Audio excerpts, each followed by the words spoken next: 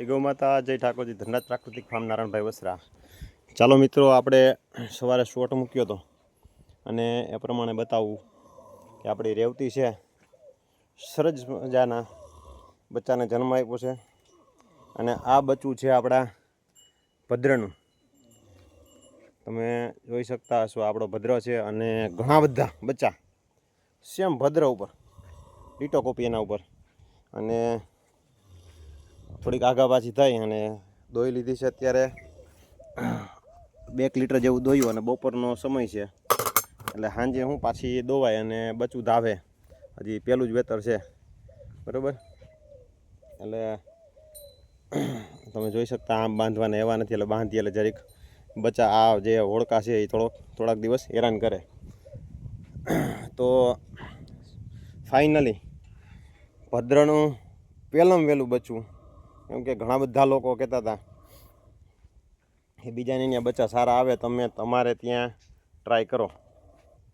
એટલે વિચાર કર્યો આપણે કે ભાઈ ભદ્રને આપણે મૂકીએ. આપણે ભદ્રને આપણે આમાં મૂકેલો છે. આ વખતે આ ઓળખી છે ને એની નાની છે પાયલ. એટલે આ બચ્ચું જે આવ્યું ને પાયલની ચોથી પેઢી છે. હું તમને ઘણી બધી વાત કરું તો પાયલ છે એ આપણે ગવર્મેન્ટના ડોઝની છે, તો ત્યારે કમ્પલસરી રેડ જ આવતા અને કલર બદલે નહીં. તો આની ઓળખી આપણે જે મિશ્રી હતી એના ઘણા બધા વિડીયો મૂકેલા છે, તો એને પણ કલર ચેન્જ નથી કર્યો. તો મિશ્રીનો બાપ હતો 605 પાટણ, તો એ પણ રેડ કલરનો હતો. અને તો મિશ્રીમાં પછી મૂક્યો હતા આપણે હરીના પણ આપણે આગળ વિડીયા મૂકેલા છે. તો એ પણ આ વળકી છે ને આપણે સેમ એના જેવો જ હતો. ડોક સેજ કાળાસ ઉપર, પૂઠું કાળાસ ઉપર અને સેજ ગરકડો હતો. તો એને કલર ચેન્જ ન થવા દીધો. અને હરીની માં હતી એ લાલ કલરની હતી ને હળીનો બાપ હતો એ કાળા કલરનો હતો. હવે વસ્તુ જોવાની વાત એ છે કે નંદી મહારાજ શું આપી શકે. આ નંદી મહારાજ આપી શકે. આ આપણો ભદ્ર છે અને ભદ્રએ ગમે એવી ગાય હોય 80% લગીના રિઝલ્ટ એના ઉપર ખેંચેલા છે. ગમે એવી ગાય હોય, ગમે તેવી ગાય હોય, લાલ હોય, કાબરી હોય, ગમે એવી હોય. આપણી કાળાસ ઉપર કહેવાય. આ ગાય છે ને આપણી એ કાળાસ ઉપર કહેવાય. ટૂંકમાં ડોકી કાળી, પૂઠું કાળું અને આમ તમે જુઓ ને તો થોડીક કાળાસ ઉપર કહેવાય, બરાબર. તો આને પણ આપણે અગાઉ વિડીયો મૂક્યો હતો કે ભાઈ હવે જોવાનું એ રહેશે કે બચ્ચું કેવું આવશે.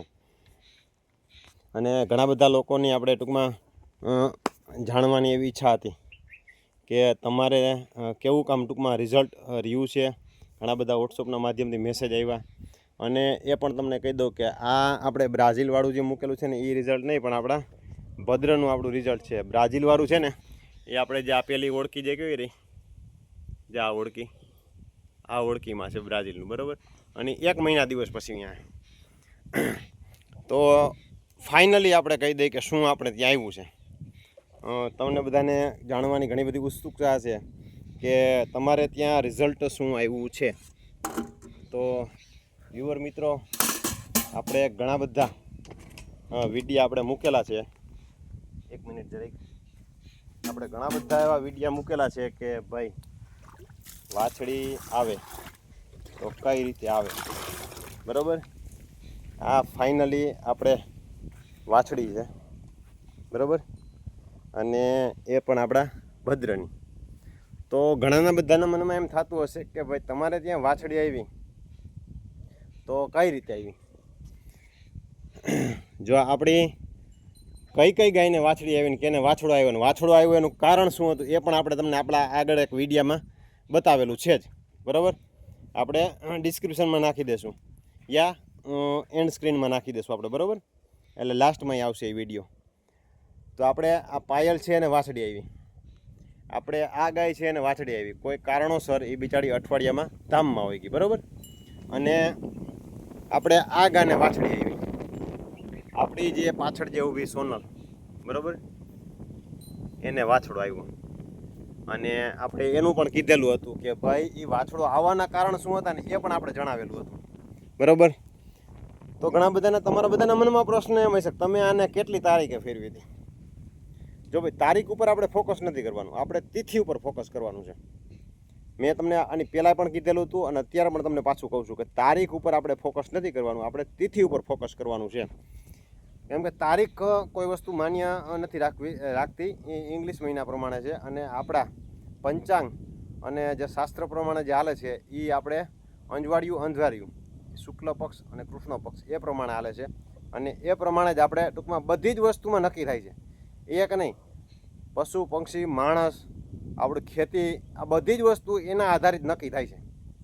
ચંદ્ર આધારિત આખી નક્કી થાય છે. આપણી રાશિ છે ને, આપણી માણસની રાશિ છે ને, જે આપણે હિન્દુ શાસ્ત્રમાં જે માને છે, આપણી જે રાશિ છે ને એ ચંદ્ર આધારિત જ નક્કી થાય છે. તો આપણી આ અષાઢ મહિનાના છઠના દિવસે આપણી આ હોડકી ફરેલી હતી, બરાબર. અને એ લગભગ સમથિંગ 3 વાગ્યા આસપાસ ફરેલી હતી, અષાઢ મહિનાની અંજવાળી છઠના દિવસે. તો તમને ઘણા બધા પ્રશ્નોનો જવાબ મળી ગયો છે. તો ચાલો આપણે હવે નવા વિડીયો સાથે મળશું. જય ગૌ માતા.